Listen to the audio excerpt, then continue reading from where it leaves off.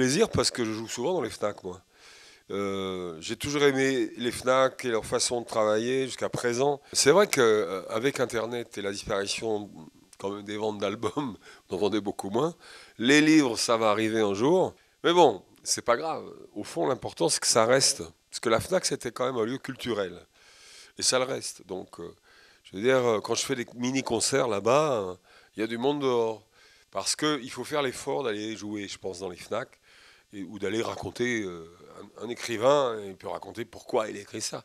Je trouve que c'est intéressant ces interviews et c'est direct avec le public, un peu comme la foire du livre, mais à la Fnac.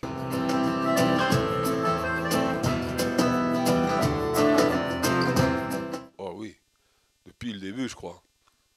Je crois depuis, je sais pas, la Fnac c'est les années 70, un truc comme ça, hein. Oui, oui. Bah moi j'ai commencé à marcher dans les années. Disons que j'ai fait parler de moi en 78-79 et j'ai fait Stan Ghetto Trafic en 80. Donc 80, vous voyez, ça fait 2014. Donc 34 ans. Mais disons que j'ai commencé à peut-être vendre des disques à la Fnac avec 15e round, après les barbares, quoi. Je commençais à faire un peu de monde en concert et c'est juste après que je commençais à faire beaucoup de monde. Mais n'oubliez pas que je passais jamais à la radio ni à la télévision à l'époque. Never, jamais. Ils m'aimaient pas et je leur rendais bien. Donc on était mal partis.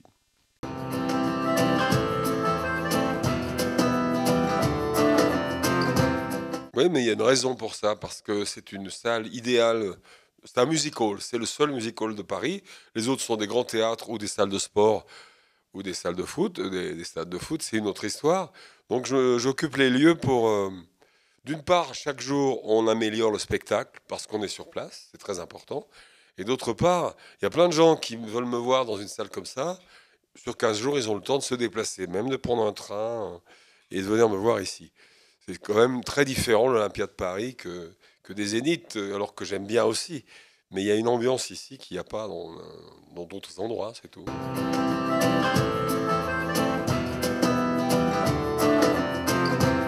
20 albums de création, ça fait 40 ans de musique, pratiquement, pas tout à fait, hein. Ça fait un tous les 2 ans. C'est pas mal.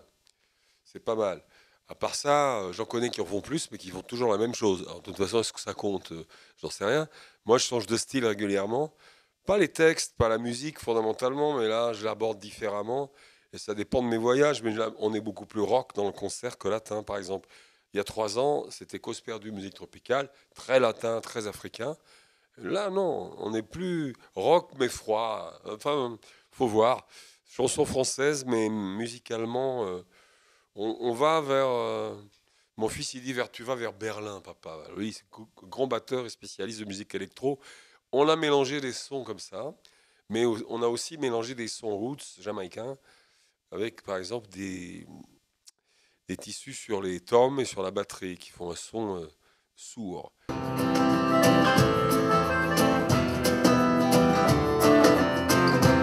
Ah oui, oui, puis j'ai un excellent ingénieur, mais je fais très attention parce que quand je fais la mise en scène du spectacle, enfin, vous verrez, les musiciens sont fringués de certaines couleurs, d'une certaine manière, par rapport à la lumière, par rapport aux personnages qu'ils représentent. C'est un peu plus qu'un concert, c'est un show, c'est un peu différent.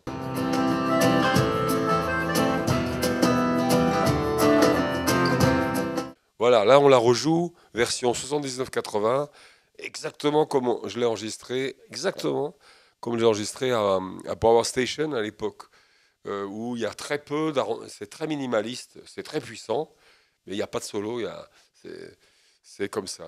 Finalement le texte et il y a une puissance de rythmique et une belle rompe. Maintenant je vois, oui. Mais on l'a copié carrément sur l'enregistrement. Je leur ai expliqué comment j'avais voulu. Et je pense que c'est plus moderne comme ça que électro.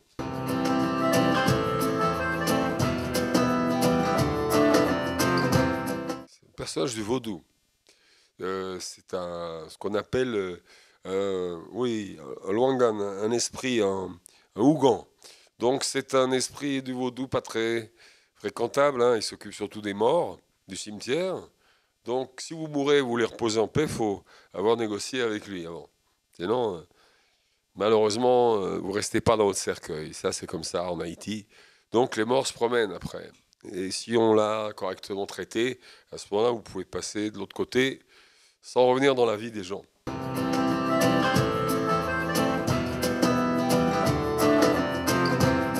J'en invite tous les soirs, moi. Là, c'est un des frères de M qui va jouer. Avant, c'était Scotch et Sofa qui chantent en français, qui composent, c'est pas mal du tout. Donc, je me suis dit, 3 jours, il faut qu'ils s'habituent au lieu. Hein. C'est pas tous les jours qu'ils font l'Olympia. Donc, on les met en valeur. Ils ont la sono complète. On leur met un éclairage. Je veux dire, c'est pas envie qu'ils soient là. Moi, je les présente moi-même pour éviter qu'ils se retrouvent avec un public qui ne sait pas qui c'est et pourquoi. Donc je leur dis, voilà, c'est ce qu'ils font. Et pourquoi? Parce que tradition chez moi, quand je suis à l'Olympia ou même dans d'autres grandes salles, quand ça peut se faire, parce que bon, on ne peut pas les emmener dans le bus non plus, et c'est pas moi qui les produis, hein, c'est vraiment parce que j'aime leur musique, je les fais passer avant.